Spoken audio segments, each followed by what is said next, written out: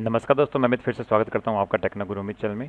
दोस्तों, web development की जो क्लासेस चल रही थी उसमें हमने एचटीएमएल कर लिया था, सीएसएस कर लिया था। साथ में मैंने आपको बताया था कि बीबीसी की वेबसाइट का एग्जांपल दिया था किस प्रकार से हम उसको क्रिएट करेंगे, और हमने लगभग उस वेबसाइट का एक क्लोन तैयार कर लिया था। आई थिंक आपके सीएसएस और एचटीएमएल दोनों क्लियर हो गए होंगे। अगर नहीं है तो पहले आप पहले के पुराने वीडियो देखिए, उसके बाद इस वीडियो से आप स्टार्ट करिए, क्योंकि इस वीडियो से हम स्टार्ट करने जा रहे हैं जावास्क्रिप्ट। और पुराने वीडियो के लिंक इस वीडियो के डिस्क्रिप्शन के अंदर आपको मिल जाएंगे, वहाँ से आप देख सकते हैं। तो दोस्तों, सबसे पहले बात करते हैं जावास्क्रिप्ट के बारे में। जावास्क्रिप्ट होती क्या है? सबसे पहली बात तो जो लोगों का एक भ्रम है कि जावा और जावास्क्रिप्ट आपस में मिलती जुलती लैंग्वेज है, या फिर जावा से ही मिलकर जावास्क्रिप्ट बनी है, तो ऐसा बिल्कुल भी नहीं है। नाम से आप कंफ्यूज मत होइए। जावास्क्रिप्ट और जावा एकदम अलग लैंग्वेज है, उनका आपस में दूर दूर तक कोई भी लिंक नहीं है। क्लियर? तो यहाँ पर अक्सर लोग कन्फ्यूज होते हैं, तो वो इस कन्फ्यूजन से दूर हो जाएं। दूसरी बात, जावास्क्रिप्ट क्या काम आती है, मैं आपको उसके लिए थोड़ा सा एग्जाम्पल बताऊँ आपको कि देखो, एचटीएमएल की बात करते हैं। ये W3 स्कूल साइट है, अगर आपको कहीं पे भी अटकते होते एक बार आप इसमें से कुछ एक बेसिक नॉलेज ले सकते हो। तो जैसे एचटीएमएल की बात करें तो एचटीएमएल हमारा बताता है कि हमारी वेबसाइट पे क्या कंटेंट शो होगा। ठीक है। सीएसएस हमें ये बताता है कि वो जो कंटेंट है हमारी वेबसाइट में, मतलब जो भी टेक्स्ट वगैरह, वो किस प्रकार से शो होगा, मतलब उसकी स्पेलिंग कैसी होगी। अब बात आती है जावास्क्रिप्ट की। तो जावास्क्रिप्ट बताता है कि वो कंटेंट बिहेव कैसे करेगा। बिहेव बोल मतलब अगर वहाँ पे कोई बटन है, अगर आपने उस बटन पे क्लिक किया तो वो किस प्रकार से बिहेव करेगा, उस बटन पे क्लिक करने से क्या होगा। समझ में आ रही बात? एचटीएमएल का मतलब डेटा क्या है स्क्रीन पर आपके, मतलब वेबसाइट में क्या चीज़ है। सीएसएस वो जो भी डेटा है वो किस प्रकार से शो हो रहा है, उसकी स्टाइलिंग कैसी है। और जावास्क्रिप्ट मतलब वो डेटा बिहेव कैसे करेगा, चाहे बटन हो गया, चाहे आपने कोई एक स्क्रॉल बार बनाई उस पर टच किया तो कुछ अलग हो रहा है, मतलब कोई भी इफेक्ट है, एक इवेंट पे कुछ इफेक्ट हो रहा है, तो वो चीज़ क्या कर लेगी, जावास्क्रिप्ट। तो ये जावास्क्रिप्ट का काम रहेगा। तो इसको करने के लिए अपने आप जावास्क्रिप्ट की थ्योरी है जो आप पढ़ सकते हैं, वो आप W3 स्कूल से पढ़ो चाहे कहीं से पढ़ो, क्योंकि थ्योरी में ज़्यादा इंटरेस्टेड नहीं हूँ मैं, क्योंकि मेरा जो काम है वो यहाँ पे प्रैक्टिकल नॉलेज देना है। थ्योरी के लिए अगर जावास्क्रिप्ट की अलग से क्लासेस होगी तो उसमें थ्योरी बताऊंगा। फिलहाल आप देखो, आप W3 स्कूल के अंदर जाएंगे, जावास्क्रिप्ट के अंदर यहाँ पे जीएस वर्जन नाम से है, यहाँ पे आप देख सकते हैं कि जावास्क्रिप्ट में थोड़ी थ्योरी दे रखी है कि इसको किसने इन्वेंट किया था, कब इन्वेंट किया था। एक्चुअल में इसका नाम है ECMA स्क्रिप्ट है, और ये कैसे कैसे बनी है। देखो, ये जो 5 है ना, ECMA स्क्रिप्ट 5 2009, ये बहुत ज़्यादा हिट हुई थी, और यहाँ से इसका जो अपग्रेड और बढ़ता गया। अभी लास्ट अपडेट है जो ECMA स्क्रिप्ट 2018 दिखा रहा है। ठीक है, शॉर्ट में बोलते हैं ES। तो ये आप थ्योरी और चाहे पढ़ लेना, कौन कौन सा ब्राउजर के कौन कौन सा वर्जन किसे किसे सपोर्ट करता है, ये सब दे रखा है ये। लेकिन जब की बातें हैं तब आप इसमें थोड़ा और अंदर डीपली काम करोगे। स्टार्टिंग के लेवल पे आप मोजिला फायरफॉक्स लेटेस्ट डाउनलोड कर लो, और वहाँ पे जो भी आप बनाओगे फाइलें वो वहाँ पे रन कर जाएगी। ठीक है, तो ये तो हो गया इसका। अब आते हैं मुद्दे पे कि अब अपने इसको कैसे स्टार्ट करें, कि जावास्क्रिप्ट कैसे काम करती है। तो जावास्क्रिप्ट के लिए वही वापस फाइल हमें चाहिए, HTML फाइल बनाएंगे हम। HTML फाइल में वही है जो हमारा HTML tag, head tag, body tag. अब इसमें CSS के अंदर आपने नोट किया होगा कि जो भी हमारी CSS स्क्रिप्टिंग होती थी वो हम यहाँ लिखते थे हेड टैग के अंदर। यहाँ पे लिखते स्क्रिप्ट, स्क्रिप्ट लिखते, फिर हम करते टाइप इक्वल टू, यहाँ पे लिखते थे हम टेक्स्ट, और फिर लिखते CSS, इस प्रकार से लिखते थे। उसके बाद में हम इसे बंद करते, इसमें हमारा सारा स्क्रिप्टिंग करते थे और स्क्रिप्ट को बंद कर देते। ये हमारा होगा CSS का। ऐसा आप सेम जावास्क्रिप्ट के लिए भी होता है। तो यहाँ पर क्या लग जाएगा, टाइप टेक्स्ट के जो यहाँ पे CSS के लग जाएगा जावा स्क्रिप्ट। क्लियर?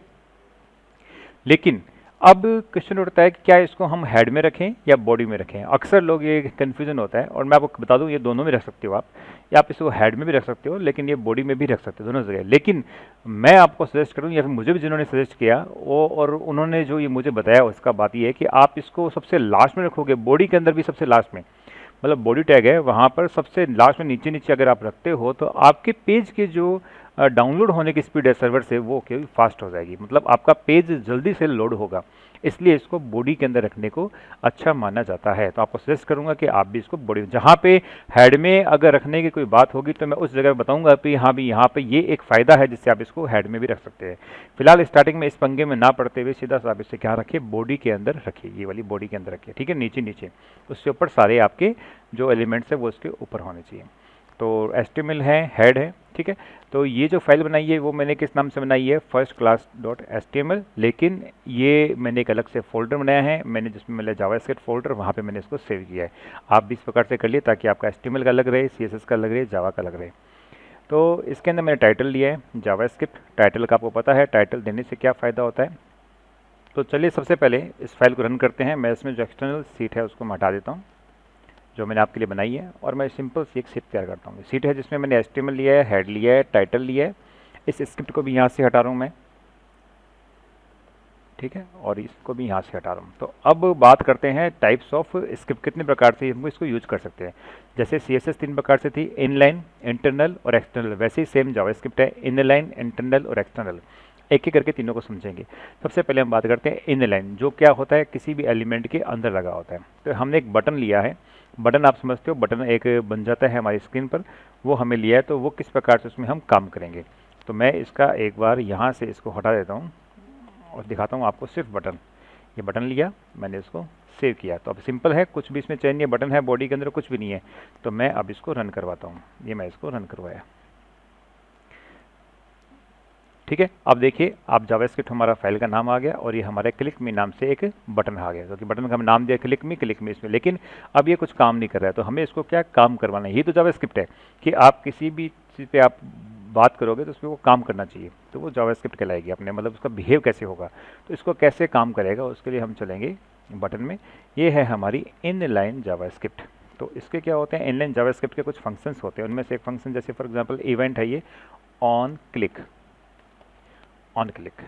इक्वल, ये सेम उसी प्रकार से है जैसे आप CSS के अंदर लिखते थे स्टाइल, सेम उसी प्रकार से ऑन क्लिक पे क्या होना चाहिए आपके, उसके लिए आ रहा है ये ALERT, अलर्ट एक फंक्शन है। ये अलर्ट करेगा, क्या अलर्ट करेगा, सिंगल कोट। क्यों, क्योंकि देखो बाहर क्या लगा हुआ है, डबल कोट, तो अंदर क्या होगा, सिंगल कोट। अगर बाहर है सिंगल कोट तो अंदर क्या होगा, डबल कोट। ये हमेशा ध्यान रखना, ठीक है, नहीं तो कन्फ्यूज हो जाएगा ब्राउज़र कि कौन सा डबल कोट है, कौन सा सिंगल कोट है, ये समझ नहीं पाएगा। इसलिए आपको इस प्रकार से हिरार्चिकल लेके चलना पड़ेगा। तो इसमें आप अलर्ट करवा दो, हेलो टेक्नोगुरु अमित, ये मैंने इसमें एक सिंगल कोट से मैसेज शो करवा दिया और इस पूरे को मैंने बंद करवा दिया।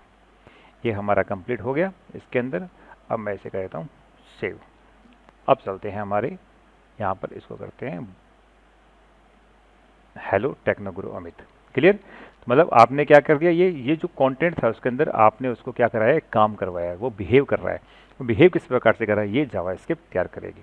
क्लियर, तो ये तो था हमारा इनलाइन। अब हम चलते हैं इंटरनल। इंटरनल के लिए हम यहाँ पे क्या लिखेंगे, स्क्रिप्ट, SCRIPT स्क्रिप्ट। कौन सी है स्क्रिप्ट हमारी, स्क्रिप्ट का हो जाएगा type, TYP type equal to क्या है, टेक्स्ट जावास्क्रिप्ट। वहाँ पे CSS लिखते थे, यहाँ पे लिखेंगे टाइप जावास्क्रिप्ट। स्क्रिप्ट को बंद कर देंगे और इसको यहाँ पे भी नीचे बंद कर देंगे। क्लियर, तो हमने क्या किया, बॉडी के अंदर सब एलिमेंट्स के लास्ट में नीचे क्या बनाया, स्क्रिप्ट लिखा है। तो ये कौन सी होगी हमारी इंटरनल। अब यहाँ पे हमें कुछ लिखना है स्क्रिप्ट, तो मैं एक बार अलर्ट मैसेज ही टाइप करवाता हूँ, जो हमने ऊपर करवाया था। वो अलर्ट मैसेज है कि your page has been loaded. मतलब जैसे ही हमारा ये पेज होगा तो स्क्रीन पर ये मैसेज फ्लैश हो जाएगा कि आपका पेज है वो लोड हो चुका है।